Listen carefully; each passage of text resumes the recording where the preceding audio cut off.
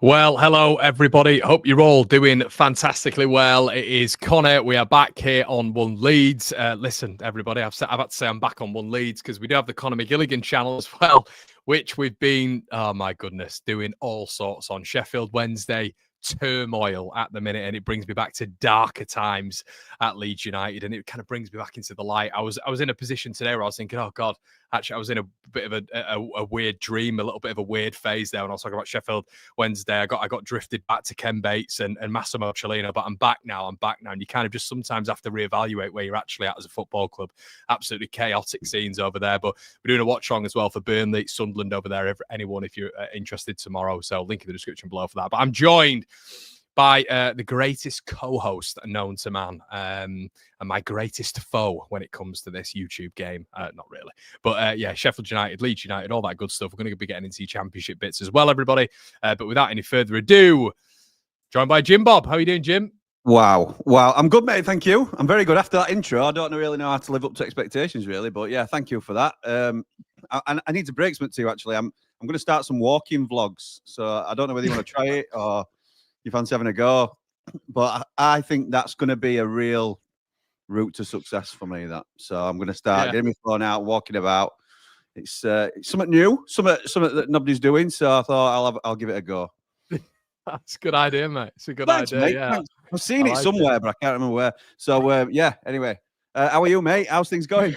All good, mate. All good. Thank you very much. Yeah, it's all good on this end. I'm knackered, I have to say. Absolutely knackered. Grafting though, mate, aren't you? You're grafting. Oh, Jim Bob, you know what it's like. You know what it's like. Mate, that hair don't pay for itself, does it? Some would say it does.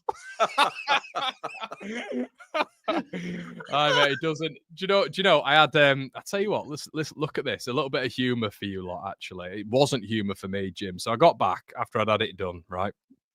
And it sort of takes a little bit of a while for it to settle down. Do you know what I mean? You get it's Billy Idol. When's that going to happen? Soon, I hope.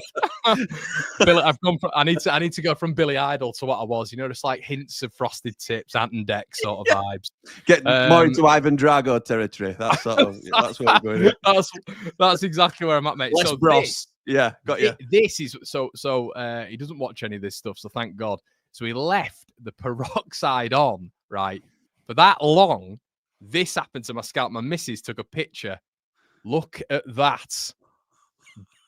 Mate, burst like my head was like a pizza. My head was like a pepperoni pizza for a night. I look like a gone off Dalmatian. It was an out of date Dalmatian. It was terrible, mate. Absolutely terrible. Mate. I like a prime Shih Tzu. It was not good. So, yeah, we've recovered.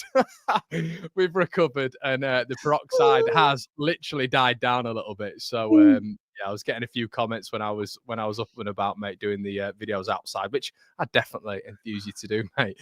Nigel's in the building. Evening, Conor. Evening, Jimmy. Hope all is well with you both. Diaz not in Southampton's squad tonight, so hopefully good news is on the way. Jimmy Scene, you're looking at. Mate, you are looking at.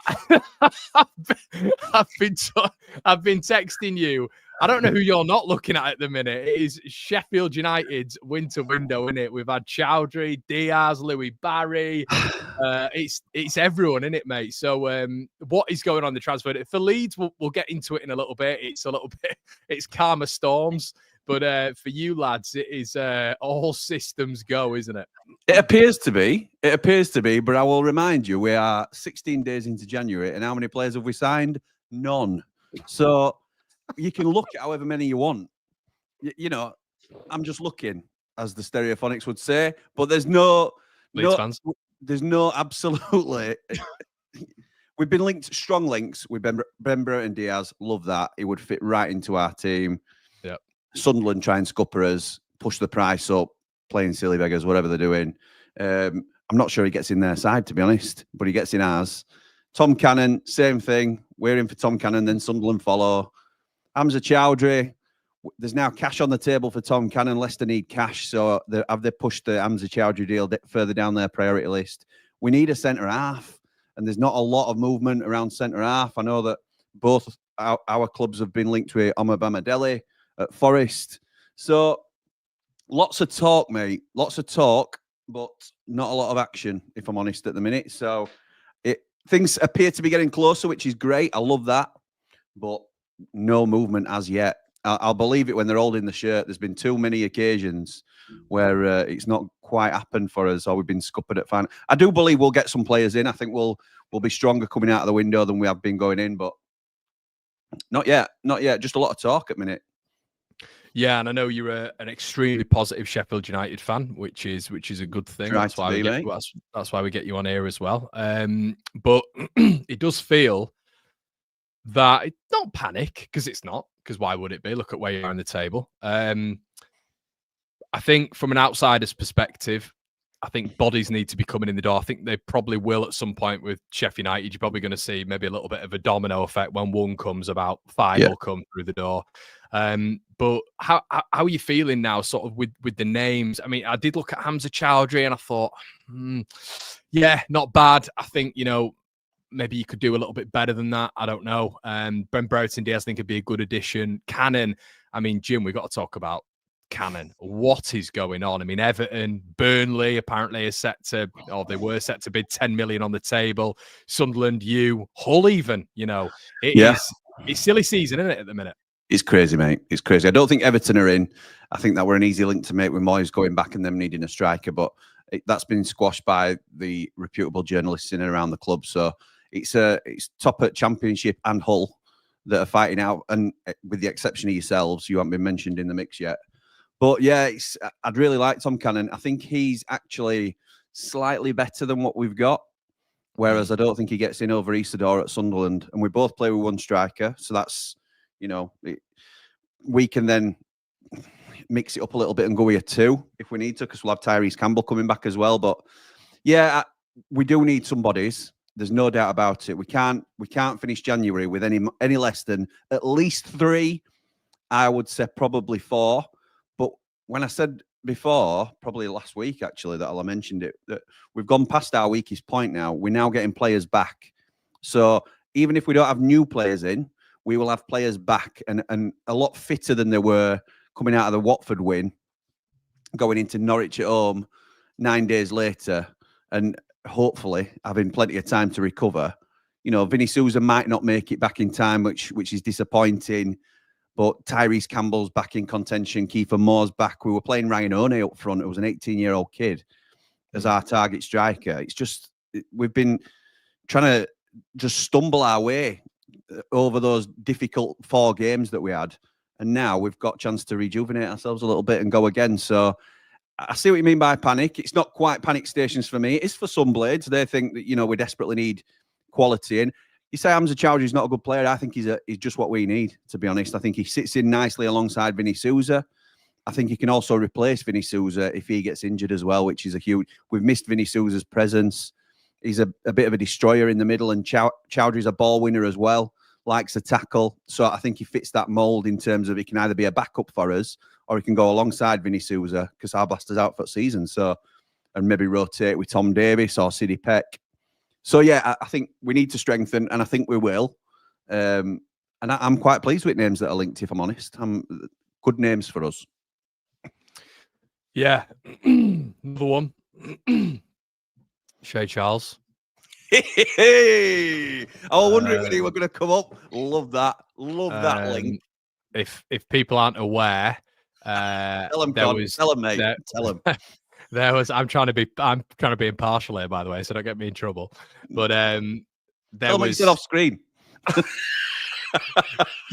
There's an absolute meltdown, a meltdown of grand proportions from Defon Chansiri the other night, which basically led to a 12 o'clock call where he went out and basically then came back and told all the fans and the journalists that Shay Charles was being recalled. Charles has probably been their best player this season. I'd say he's been really impressive. His first real proper go at it, and obviously ex Man City academy player.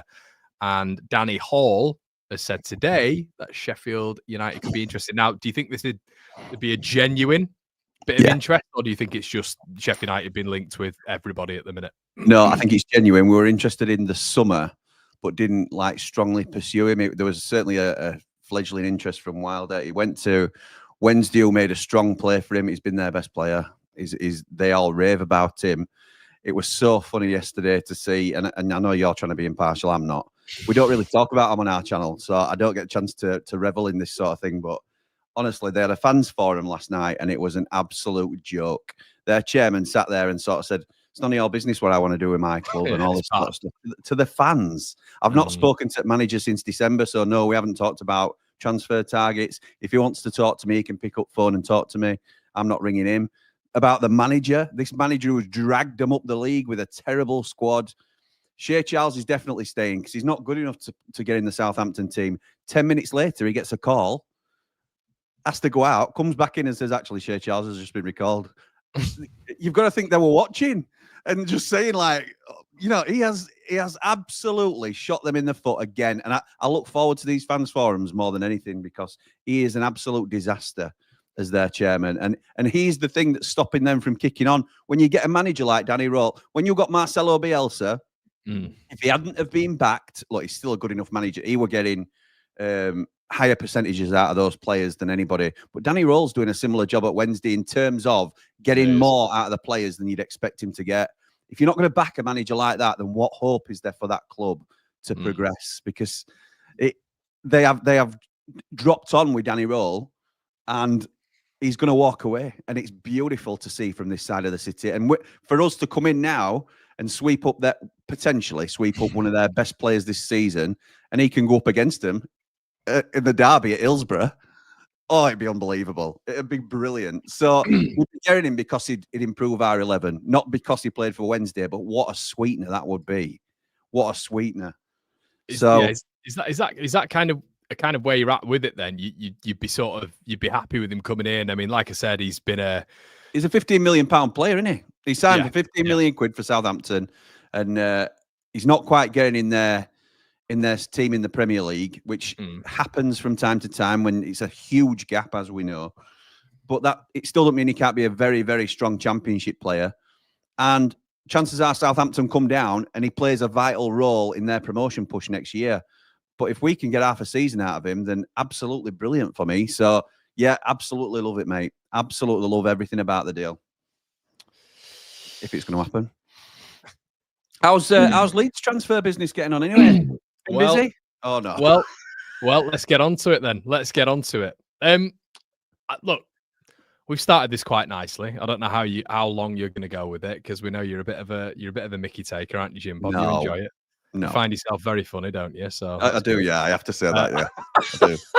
I do. So yeah, look, it's a quiet one. I think you probably understood by my rhetoric, and just to get serious for a second, I guess, which we're not normally on this show.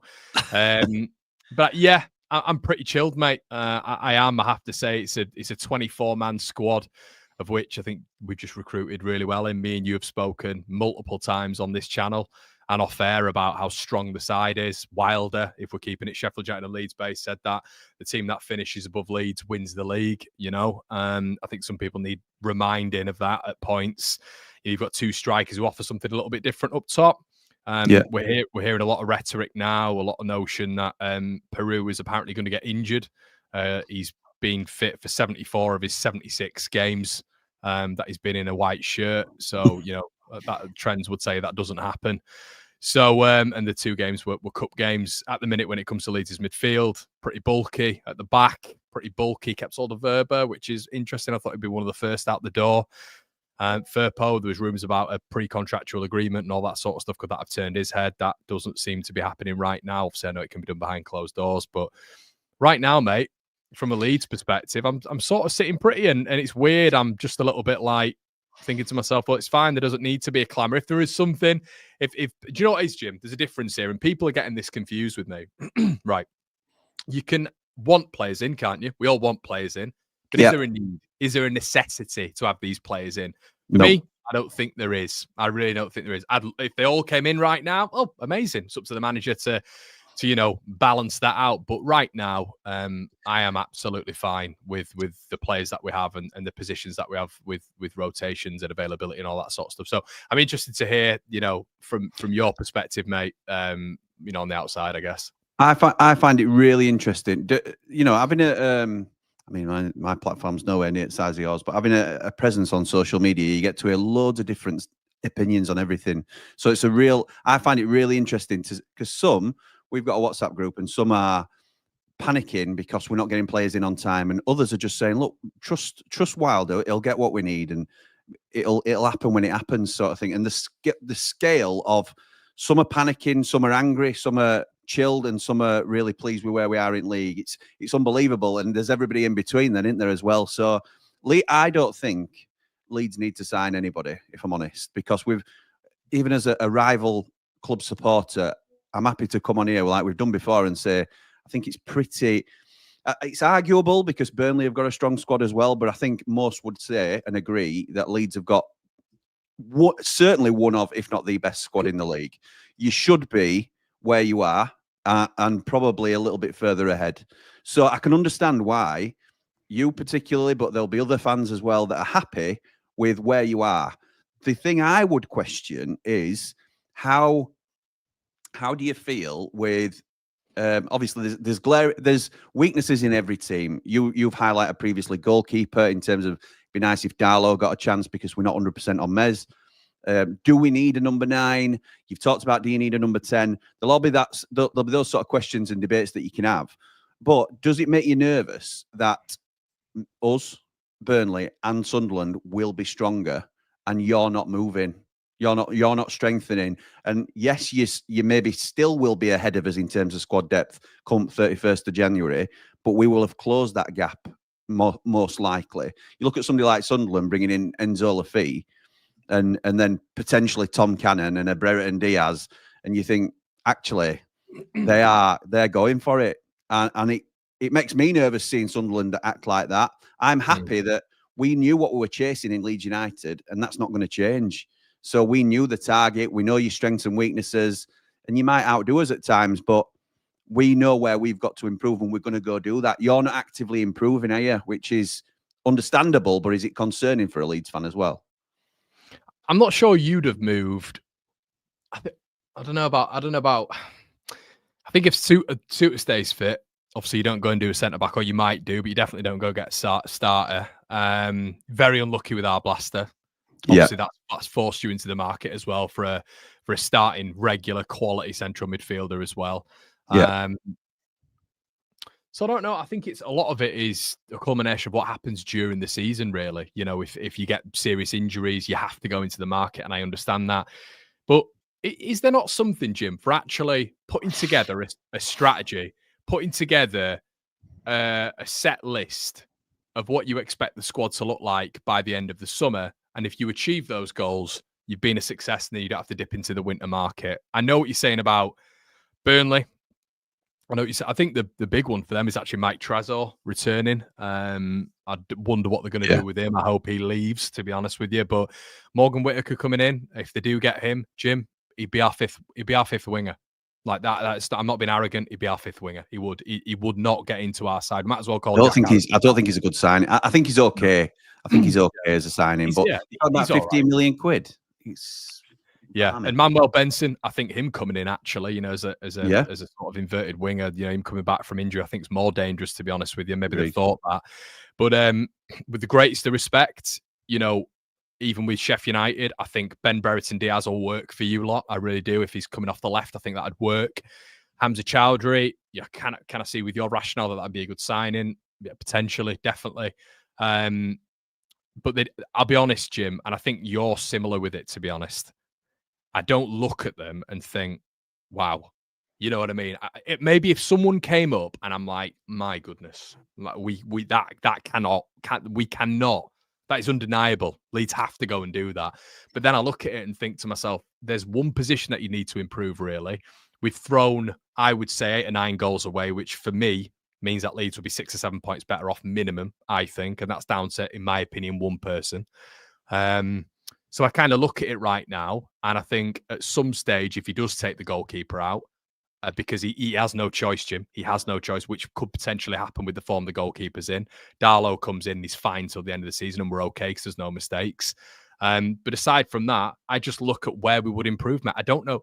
Maybe in the central attacking midfield, position. I know a lot of people will say that. I think there's options within the squad. I think we have a lot of options within the squad, even for that position. Centre back, we're fine. Midfield, we're fine. And it's not me being cocky. It's not. No, it's right. It could fall flat on my face, but I just think. And it doesn't mean you're definitely going up, does it? It doesn't mean, you're not saying we absolutely walk it because we've got the strongest squad. What you're saying is I can't really see, other than the obvious goalkeeper situation, there's not a glaring gap where you need, or there's a target in mind that you think we need to get him over Burnley, Sunderland and Sheffield United, because there isn't really, not from what anybody can see. I think for you in December, you said to me you need 5 signings. You said you need 5 signings, and I thought to myself, right, okay, fair enough. They're going in with a bit of a mindset here that they need a fair few players. I said to you beforehand, I don't know, because I wasn't sure. Would I like loads of players? Of course I would, because you always like shiny new signings. That would be amazing. But overall, is it a necessity for Leeds right now? I don't think it is. I don't think it is. And you know, as well, Jim and Brownie made this point as well. You can disrupt the morale. You've got to get the right personality in as well. You're going to get that player and not for minutes. Let's say hypothetically, let's just pull a name out the hat. Louis Barry comes in. Is he going to get minutes? He's not going to get minutes. He's not going to get minutes. It's not going to happen. So you've got to keep these people happy when they're coming in as well. And I think it's all about managing the squad. And I think that's why, Jim, now in football, you're getting managers probably off the Pep Guardiola remit of wanting smaller squads, because you can keep smaller squads happy and people in and around the side.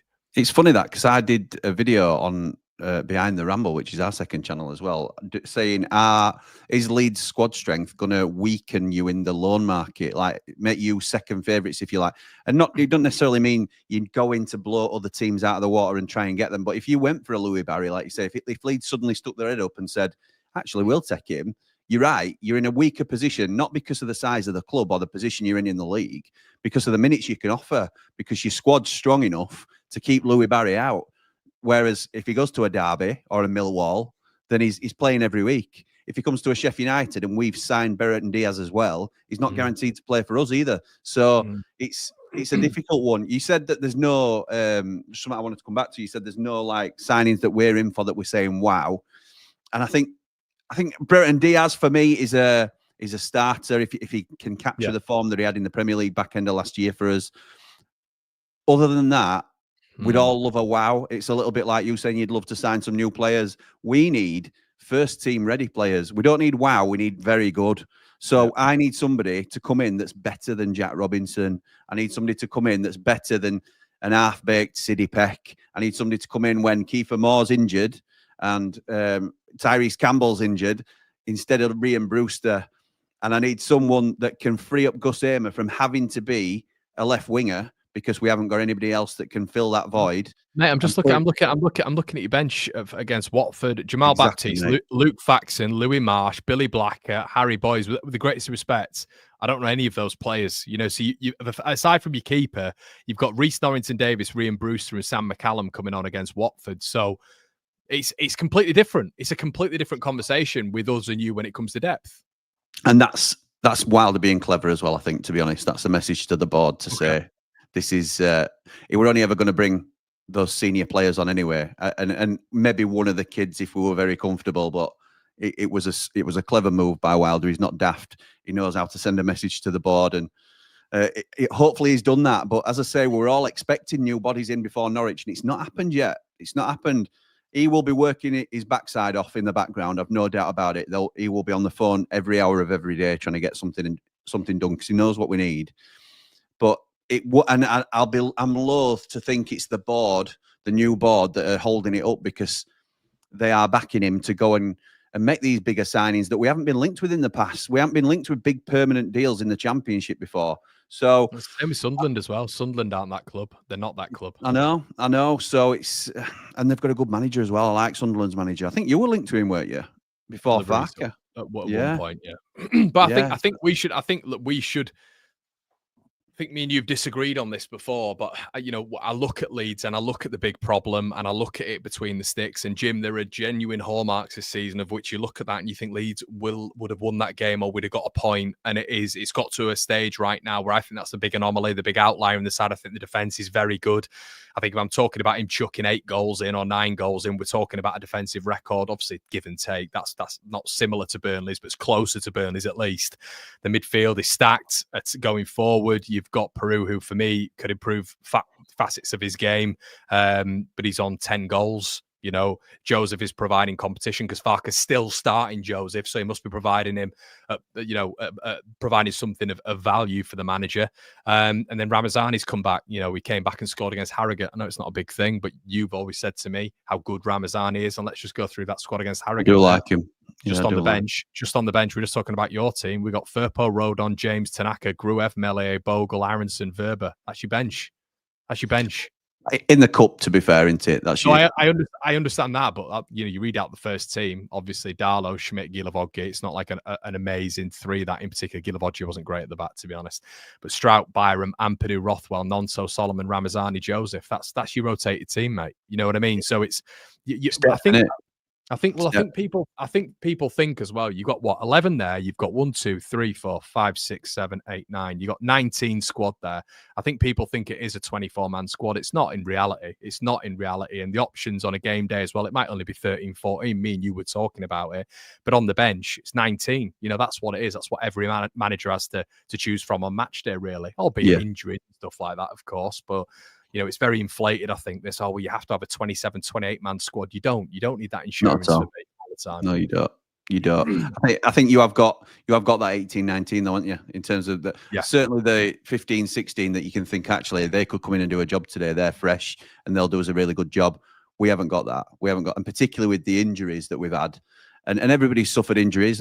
That's not an excuse on our part or anything like that. But because of our lack of depth, we've been hit one of the worst because we can't bring that quality through to replace them. So I'm delighted, like we were saying last time, which sounds daft really, because we started the show before the last one, 3 points in front of you, and we come in now and the one last week where we're a point behind you, and I'm happy.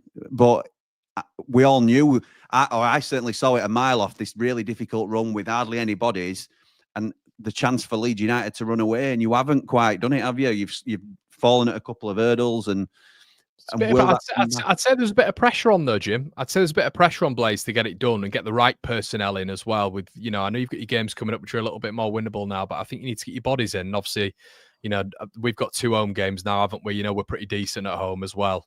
If we can last that fair. out, I think Wednesday and Norwich are 2 good games for us coming up.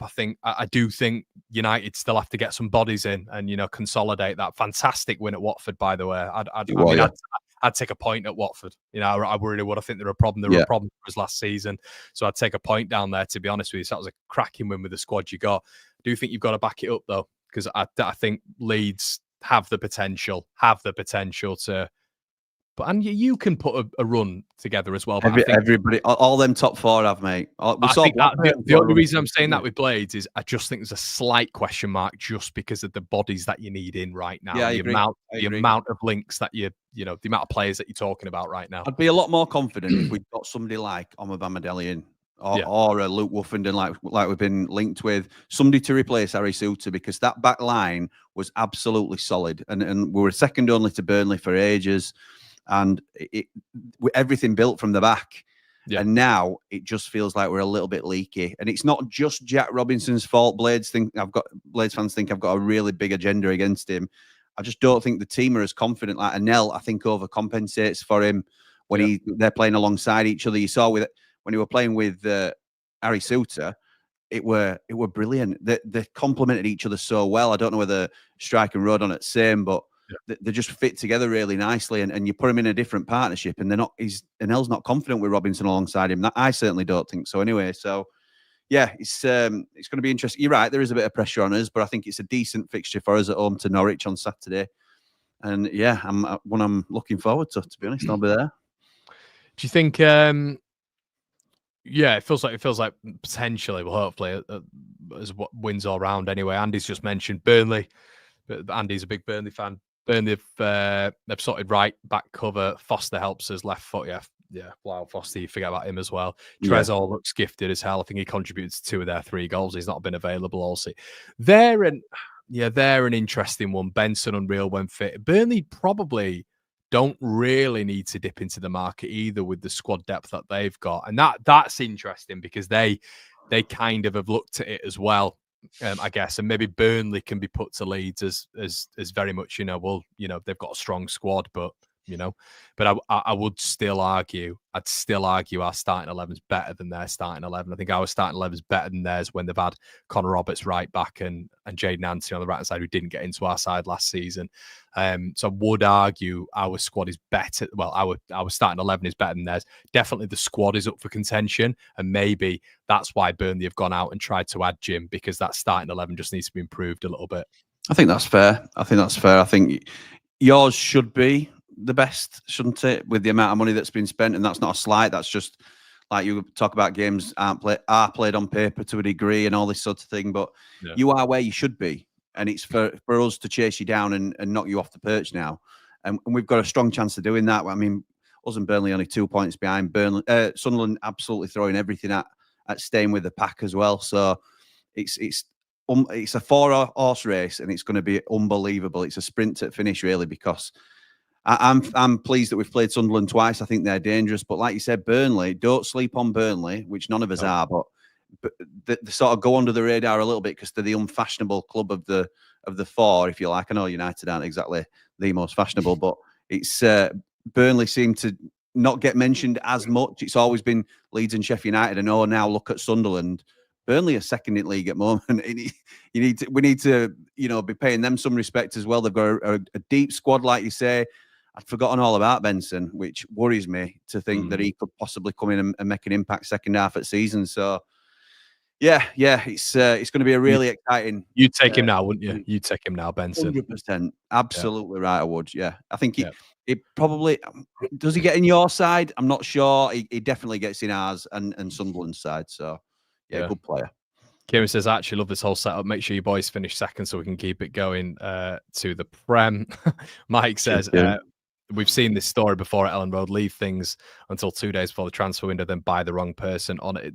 This is it as well, Mike. There's Jim. There's a lot of it's a definite split. It's a definite split in the fan base. There's a lot of people who are worried about it. A lot of people who are sort of annoyed as well. I had one guy who messaged me quite a lot, to be honest, and then he started sending me abuse because I was coming on the channel and saying that I'm pretty chilled.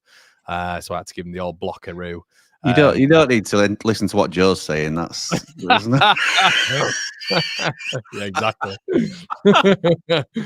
But yeah, so I don't know, mate. I think it's interesting when it comes to the split. I don't know what that is. Maybe it's a panic potentially because what happens in January. I think a lot of it is kicked on from what other clubs are doing. To be honest, I think every fan base has got a split as well, mate. To be honest, I mean, how unhappy can your fan base be when you're top of the league? And we have to pinch ourselves as well to have, Sheffield Wednesday fans. They should be the ones that are angry at the minute. So you'll put yourselves in shoes of other clubs. Plymouth appointed Wayne Rooney this season. Do you know what I mean? And look at state of them because of that. And this new manager comes in, makes a great speech. I think, it's not all a talking game, but maybe they've got half a chance of pulling away from it. But we are in really strong positions. And I know it's all relative to where you are, but you've just given the reasons to why you're not going into the transfer market. And I don't think you can argue that the really strong reasons. The only thing I would say is knowing that all your rivals are going to strengthen around you and we're already very close to you, that would make me slightly nervous knowing that we're sitting on it. But do you need to just trust in what you've got? Because we talked about it last time, that second season syndrome of which is often chastised in the Premier League. But the context we're talking about is your players have had more time together. They play more as a team because of that. They know each other. They might get on better. Than the relationships have had more time to form. You don't know really, but you can only surmise that being together longer has a more positive effect. So, is it worth going in and bringing in somebody on 60 grand a week now that's going to upset things, or Do you know what I mean? It's a difficult decision. I think the one you'd go for if you're a Leeds fan's the goalkeeper, but I do look at I do look at it and think, and that's what I'd do, Jim. But at the end of the day, do I think Carl Darlow's fine, and am I fine with someone being fine? I am. I'm okay with it. It's not worth. Thing is though, Con, you're not talking about bringing in, I don't know, Onana from Man U, are you? Obviously, bad example to give a Leeds fan. Yeah. But you're on about I saw you mentioning Carl Rushworth previously. Yep. We were in for Carl Rushworth or Cooper at the beginning of the season. I think both are really strong keepers at this level. So you're not gonna break the bank by going and get Carl Darlow because he's going to get Carl Rushworth because he's not getting in at Hull. So, how much is he worth really at the moment? We know he can do a job, but their keeper's doing a good enough job to keep him out. Go and pay the money or go and get him on loan if Hull terminate it and you can guarantee him some minutes. And it solidifies that 1 weak point in your squad at minute. I know. And I think, look, Darlow comes in and he's a safe pair of hands. I think we're so dominant against 95% of teams, Jim, that I think we can legislate for a keeper. Risk it. Yeah, it was okay. It was just not going to make stupid errors like this guy does consistently. From an outside perspective, what is your judgment on him when you've seen him? Because Jim, it's been a thing with me for 4 years. 4 years, it's been a very similar trajectory with me and him as Bamford. Really, it's been a very similar thing with me and those players. In terms, I'm sure they're lovely people, but as footballers for this club, it's just not the one for me. I mean, I was just speaking to a Sheffield Wednesday fan for a preview I was doing, and he was saying, what do we do to you? And I was like, there's only one thing you need to do really. If you can get up the pitch and you can get these little set pieces, and Leeds are a little bit stupid when it comes to a press, and we create foul situations and all this sort of stuff. You put the keeper on him because he doesn't catch the ball. He never catches the ball. That it doesn't happen. So, from an outside perspective, what is your view on him? Because every time you've been taking the mick out of me, it's normally because of a bloody Elan Melee howler, hasn't it? We love him. We love him. Rival club. I'm sure Sunderland fans think the same. I'm sure Burnley fans do. Jim, can I just put an additional point on there as well? Is it the goalkeeper's fault or is it the manager's fault for that one? Yeah, but carry on. It's the manager's fault for me because the goalkeeper's not trying to be poor. He's just falling out. And if you keep persisting with him and he thinks he's not going to get dropped, that's one thing. But if you also keep persisting with him when his confidence is falling, then it can only get worse the more howlers he makes. It felt like rock bottom when he dropped that ball against Hull, was it? And all the defence visibly turned around and sort of were, what the hell are you doing? Do you know what I mean? What, you've just thrown this away for us. And that you could see them all like deflated. He'll have seen all that. He'll have seen pictures. I know there's been instances before earlier in season with Firpo and things like that where people have been unhappy with him. How much, when is it time to take him out of the firing line? Because like you say, it's not personal. You don't hate him as a person. Nothing's ever personal when you talk about players. I don't hate Jack Robinson. I just think we could improve on that position. Pat Bamford, Ilan Meslier, you think Leeds can do a little bit better than they're currently been doing recently. So yeah, it's absolutely the manager's shout. And in terms of what we think of him, we think he's a weak link. And it's all right for Sunderland to say with Patterson in goal, us to say with Cooper, and Burnley to say with Traff, because we've got stronger keepers than you. So it's not something that you can come back and say, well, so-and-so dropped a clanger that week, because it's very rare that ours do. So it's not impossible, but it's very rare. Whereas Meslier, you don't know. All you're going to do, you're going to crowd him, you're going to stick the ball on top of him as often as you can. Win corners, win free kicks in and around the box. Stick your biggest man on Meslier because he can't do anything. And I don't know whether it's an ability thing, whether he's sort of lost a bit, or whether it's a confidence thing. And if it's a confidence thing, then you've got to think manager's got to be cruel to be kind here in terms of taking him out of the firing line at some stage. Carl Darlow comes in against Harrogate, and I know it's Harrogate, but from all accounts, very steady. And no issues. Not that you'd expect a lot, but so why not? Why not give him a go against Wendy's? Who Yeah, I don't want to give it too much with Wednesday, to be honest, because I've seen this movie before. But Yeah, I mean, we should be dominating the ball. They're going to get set pieces against us. Are we going to be able to defend against it? You hope so. But I wonder what the defence are thinking with him. Because, I mean, when you're getting Joel Peru, who's the most meek and mild football player on planet Earth, screaming at him when he's on the floor against Hull City, you're thinking to yourself, my goodness. But, no Dallas, confidence in him, have they? No confidence in him at all. None of them have it. I mean, you can read body language. You don't need something scripted down to believe it, do you, Jim? You can read body language. And we've seen it multiple times. See, I remember when Firpo stormed off against Sunderland, when some Leeds fans were giving him grief. Oh, it's not going to do anything for Elan's confidence. I'd have been doing the exact same. I'd have been boxing him up in the changing room, to be honest. What would you prefer? Would you prefer Firpo to put an arm around him and not be bothered that he'd thrown 2 points away? Because for me, that's a player showing passion for wanting to win the game and wanting to win for his team. Like I remember when Dean ended, I think I might have mentioned this before, so apologies if I'm repeating myself. But when we played Aston Villa in the season we got promoted, 18-19, we were 3-0 up with 81 minutes on clock. Remember and this. we threw that game away 3-3. Dean Henderson chucked one in. Dean Henderson, who were a brilliant keeper for us and has obviously gone on to do really well, and he's an established Premier League goalkeeper now. And it was well known that Wilder basically shoved them all in changing room, shut the door, and made himself police it. And people were walling each other up and doing all sorts of stuff. And we came out and we went on somewhat like a 10-game unbeaten run straight after that, because they'd aired all the grievances. It's an emotional game. You want players to be emotionally, but you don't want Firpo not to care that, oh well, come on, we'll try again next week. No, you're fuming, as are all the fans. And yes, it's harsh on Meslier because he didn't do it on purpose, and we know that. But this is professional football, the second tier of England's, pyramid. You can't be doing this. We're trying to get to top tier and play with the elite. If he's not up to it, then you have to take him out. That's long and short of it, isn't it? You don't play players because they're nice kids or they can't take it if you tell them off or you have a go at them for underperforming. It's the harsh reality of football, unfortunately. It's crazy, and you do wonder. I think that's why I get a bit frustrated with Farke sometimes as well. It feels like in this instance in particular, it's very much like I want to be proven right. You called him the best keeper in the Championship last season when he was nowhere near it. He did it again, didn't he? Recently, didn't he say it again? I don't know if he said it. If he has said it, then I've missed it. I might have misquoted him then, but I think he's got away with a couple this season, Farke, because of where you are in the league. Overall, he's doing a very good job, clearly.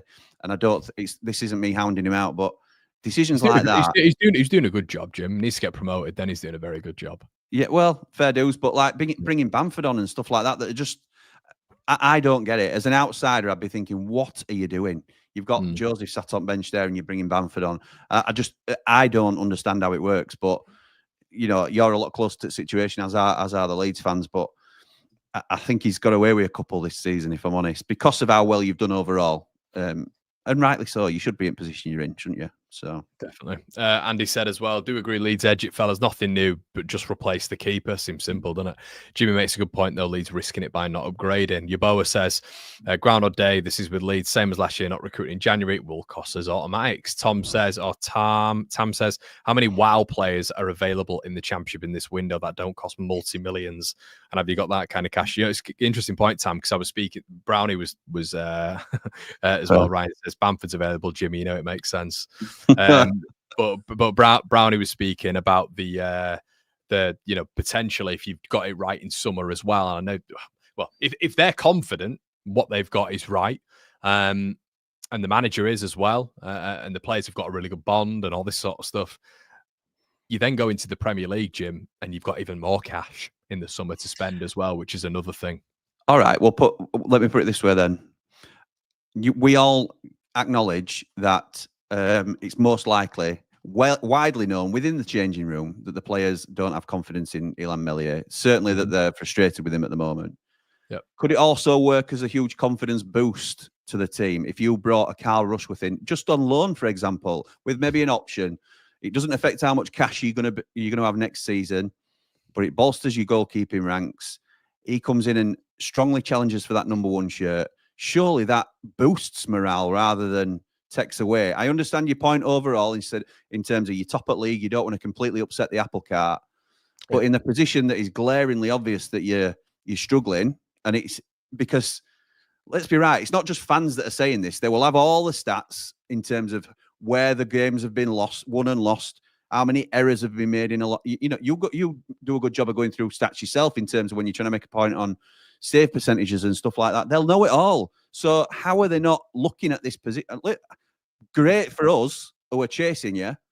Don't understand it for you that are trying to stay on in front. I don't get it. Why there's been no talk of it at all. Don't understand it.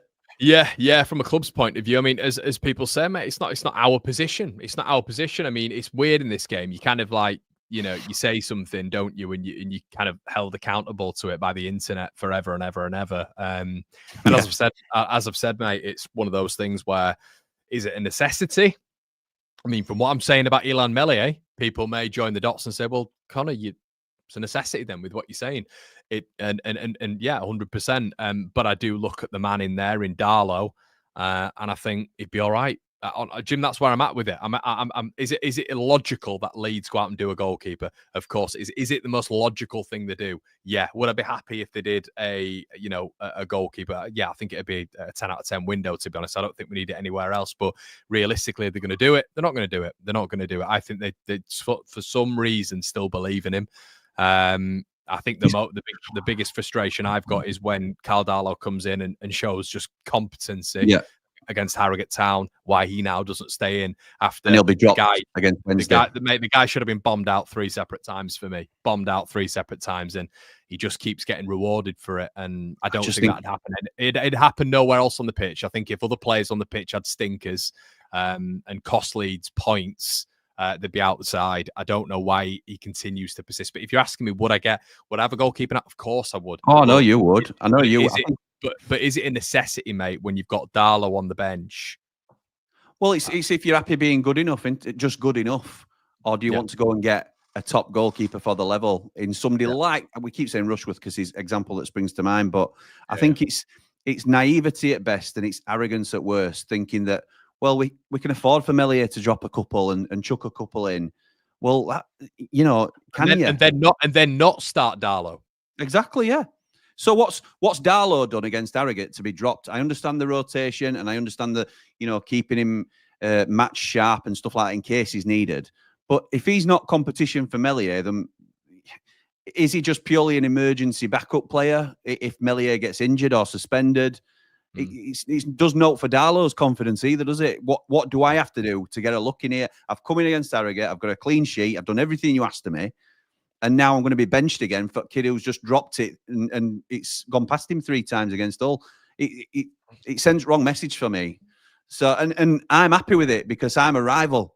So long may it continue, really. But, as an outsider looking in, which you like to ask about, I don't understand it. It's not like you're Sheffield United where we need to go out and we could spend 25 million. We're not gonna, but we could, because of what we need, spend 25 million this window and get 2 loans in as well, because we need reinforcements. Leeds don't. So what is the risk of you spending up to 10 million quid, which in the grand scheme of missing out on promotion or winning the league is nothing, really? A goalkeeper is one of the most important positions you can have. I cannot tell you how Michael Cooper has transformed our side. I can't describe it to you, because everything is built from the back. The confidence he gives to our defence to be able to pass it back to him with no concerns or considerations. Your boys won't do that. Bogle's turning back and didn't he put it out for a corner or something the other week because rather than pass it back to Meslier because he don't trust him. It's a problem for you, and I think it's, like I say, it's naivety at worst and it's arrogance at best, thinking it's not going to come back and bite you, because it could. And it might not be us, but it might be Burnley or Sunderland. So there's 4 teams in this, and I think it's something you need to address personally. No, wouldn't disagree, mate. Wouldn't disagree. Blades will win the league, leaving Burnley and Leeds to fight out for second place. Wilder's pedigree. Harvey says, Sunderland fan here, can't wait to see Enzo Lafie play tomorrow. Really think he will take us to another level. Fans need to recognise that a lot of bodies don't become available until the back end of the window. It's like a game of plunk. SY says as well, the fans aren't often wrong, lads. We know what we need. Maybe PSR is involved, but generally we're getting right in terms of what a team needs. I think he's bang on. I think that people think that fans are maybe a little bit daft, but fans know everything, every modicum about their football club. They're well intertwined with it. You know, it's yeah, closer than maybe people think. James says Finger on pulse. yeah. People always forget you don't need a perfect squad to go up. Leeds don't need to strengthen, and Blades, who you'd think need 5, probably only need 3. I think that, Jim. No, I think it's fair. James talks a lot of sense. We're talking about what we'd like to do. You've perfectly assessed it from your end. Look, you don't think you need any signings, but ideally you'd have a goalkeeper because that is the area of weakness. I think, like James says there, we need 3. We need a left winger, we need a centre midfielder, and we need a centre half. But I'd also like a striker, and I'd maybe like somebody else in midfield. So that's me being greedy to say I'd like 5. But we all want more players, don't we? We all want more players. Yeah, of course we do. I think it's a fair point. I think it is. Right, mate. Championship fixture time. Okay. So this is what we will be doing on the other channel. A little bit of a watch along, first ever watch along on the other channel. So join us for the Sunderland one if anyone's interested. Burnley versus Sunderland. You're right. Yeah. Just you're not the only one doing a watch along. That's all. Oh, there we go. Oh, competition. Rival. Head to head. Yeah. No, you'll definitely outsing me on that one, mate. I might get 3 viewers on that one, I think. I don't think so. You're doing well on that second channel. Doing all right. Right, Jim. Go on then, mate. So we've got to start off with. We have got, and every chat get involved as well. Burnley, Sunderland, Friday night. What are you saying? I think it's going to be tough. I think it's going to be tough for both teams. I can see it being 1-1. If you want me to go early, I'm going to go 1-1. But I think it's going to be a really interesting game. The beautiful thing for us is one of them's got to drop points. So that's what I'm looking forward to. That's, so we're celebrating either way on watch along, whichever watch along you are in. We're both going to be celebrating, aren't we, tomorrow? 1 apiece. Definitely a lot of 1-1s. 1-0 Burnley hoping for a draw. What is the perfect result here? Well, do you think if Burnley beat Sunderland, that's them starting to fall away? Because Burnley go 5 points clear of them then. Yeah, I think it's going to be tough for Sunderland then. I think it's going to be tough. Yeah, I think it is. I think they're going to have to pull. I mean, Sunderland maybe have to go for it a little bit. And if Sunderland win, they're on 53, which you're on at the minute, and they keep Burnley on 52. You could be on 56 by end at weekend. So it's not like they're not. It's not like they're not right in it now. But I mean, if they beat Burnley at Turf Moor, let's say they get a couple of goals past them. I've seen some of the. And they could.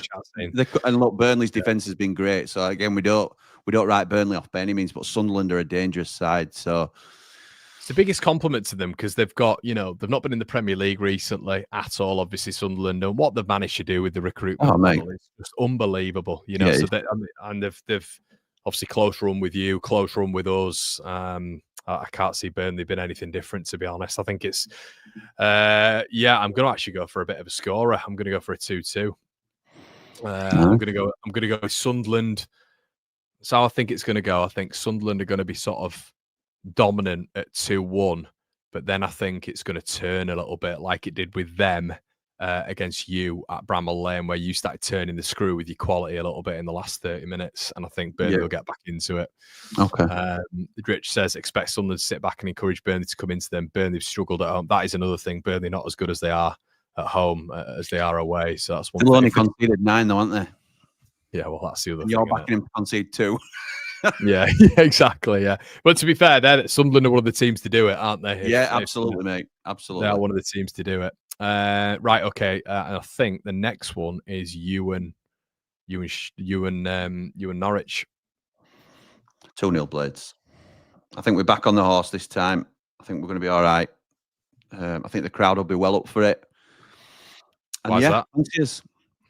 Because I think the Watford win was so important to us. A lot of people are saying it's the biggest win of the season for us, just because of the circumstances around it. Not a lot of people outside the club will understand that, but you will, and people who've been watching us on this show will, because we've talked about it.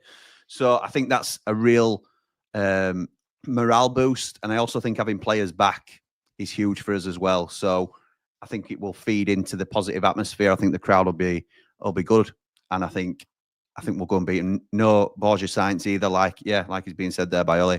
Banned for 6 games for spitting. So 2-0 Sheffield United. Philip, very positive Leeds fan, has gone 3-1 Norwich. I can see Sheffield United, Norwich been a cracker of a game, 3-2 Blades. Signs banned. 3-1 Blades, no signs and players back. Yeah, I'm going to go with a 3-1 as well. See that. You can see that happening, to be honest with you. I'm not biased on this channel or my other channel, you see, Jim. Not like yourself. Right. I know you're not, mate. I know you're not. Right. That, though. Next one, West Brom. I always do this, don't I? No. West Brom in the top 6. No, they're not in. Blackburn are right. Blackburn and Borough. Okay, lovely stuff. Oxford United, Blackburn. Are we going to go with a typical 1-0 win for Blackburn potentially? No, I'm not. Ooh. Oxford have been on a good run under Gary Rowett. I know they sort of hit the skids a little bit in the cup, but I actually fancy Oxford to upset the apple cart a little bit here. I'm going to go 1-0 Oxford. Love that. Tom Bradshaw on his debut. Yeah.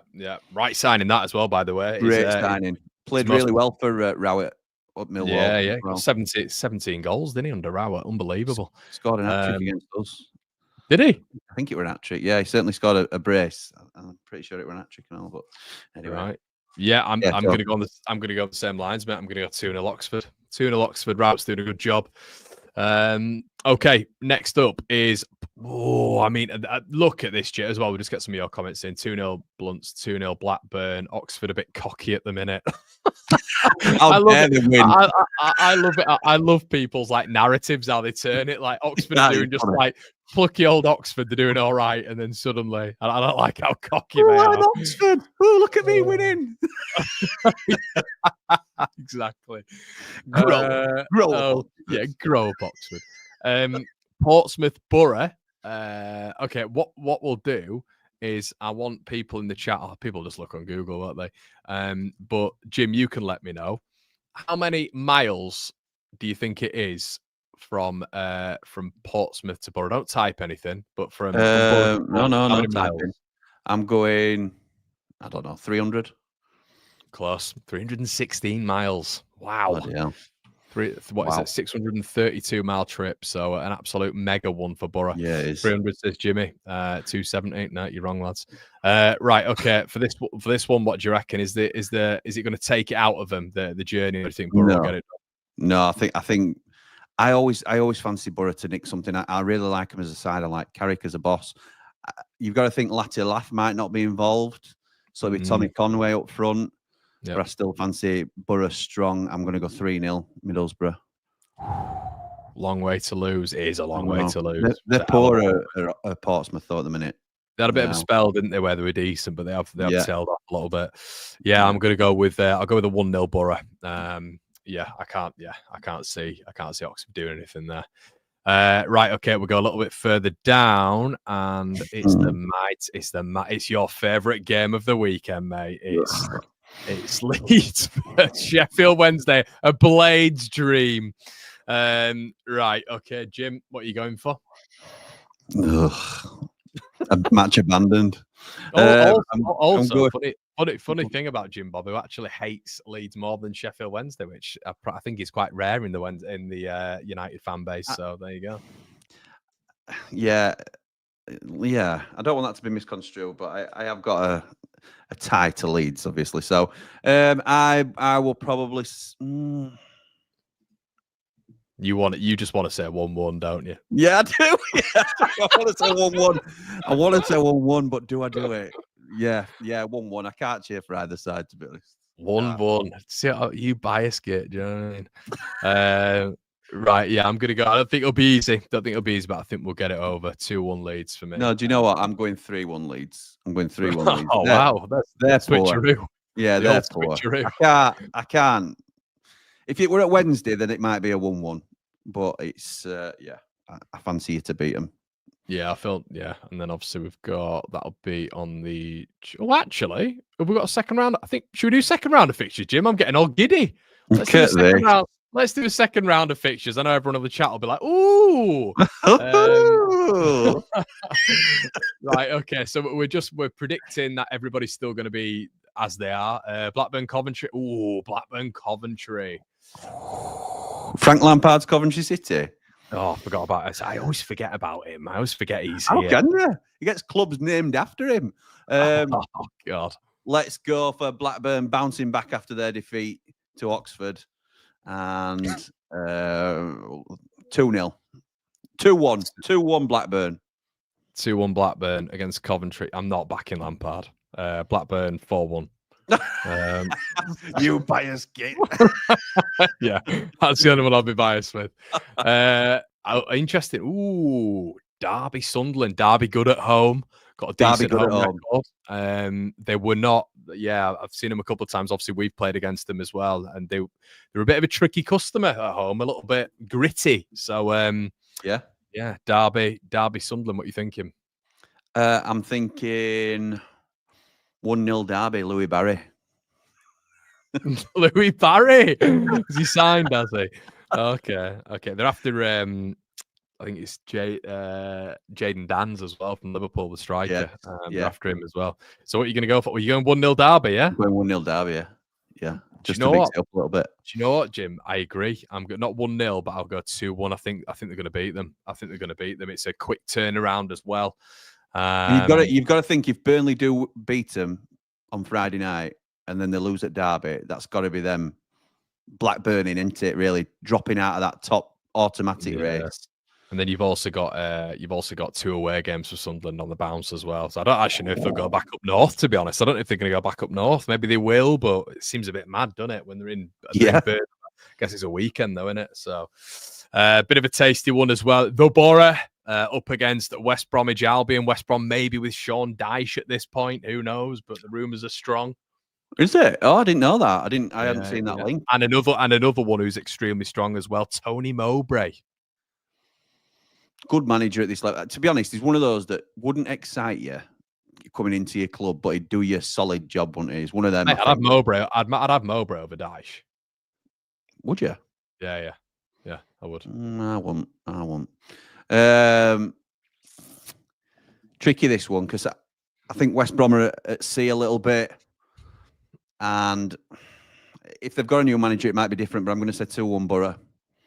I think West Brom have got a good squad, but they're just not quite putting pieces together at the moment. And maybe a new manager gets that out of them. But as it stands, 5 days to go till this game.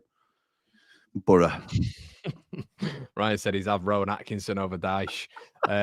Borough 1, Baggies 2, 4-1 Sunderland. Yeah, I've read that one. I've got to go 1-1, mate. Borough just aren't consistent. They're just never consistent. So I can see getting a win against Pompey, then faltering again, probably. Ooh, okay. Oh, Swansea away. What are you thinking? Tough, 0-1. 0-1. Tough fixture that. They're very possession heavy, as we know. We'll have to counter them, but I'm expecting us to have at least a new body in by then. Yeah, I think we've got enough to beat them.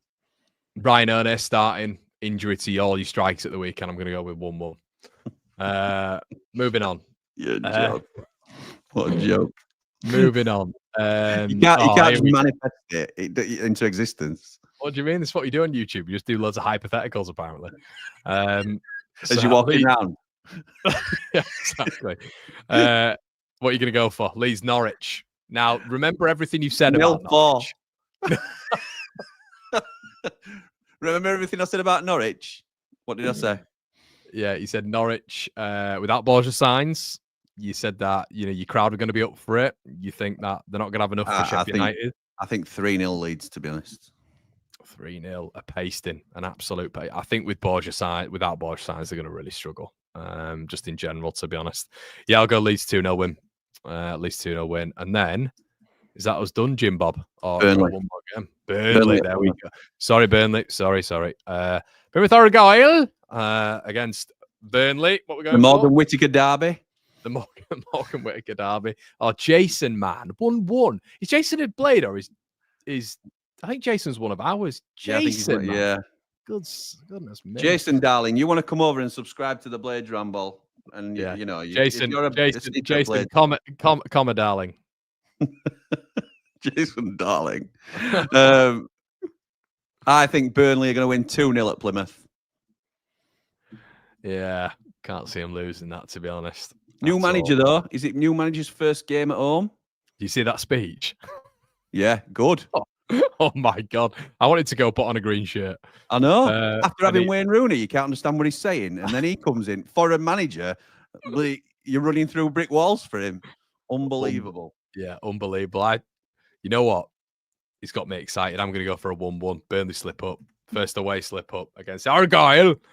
And I'll I celebrate. hope you're right. I'll celebrate with the Ginsters pasty. So there, really, you and all of you drop points apart from Leeds in my Funny that, prediction. isn't it? How you worked yours out? Yeah, it's funny. all But I'm all not of you. biased. Not biased at all. None at all. Just see 2-day break between Swans away and Hull at home. Ooh. 3-day break. Scott, you need to learn to count, mate. Shame Hughes can't do this next season when we'll be in different divisions, says Aidan. It could go both ways there, Aidan. I don't know which way you're going. Aidan. I keep receipts, Aidan. He does as well. Very pedantic. Right, guys, we're going to leave it there. It's been now 6 minutes. Certainly doesn't feel like it. Before you leave, please slap a like on the video. Please subscribe to Jim Bob's channel as well. Make sure you do so. Blades Ramble and Behind the Ramble, you will find them all with a simple YouTube search. I'll put it in the link description below as well. You can join our second channel as well, everybody. Conor McGilligan, very blanket name, but we're doing really well there. How do you think of that name? How did you come up with it? It just came to me. I was looking in the mirror one day. Yeah, absolutely genius. Looked in the mirror. There I was. Right, we'll leave it there, everybody. It's been an absolute pleasure, and we'll see you in a bit. Cheers. Up the blade.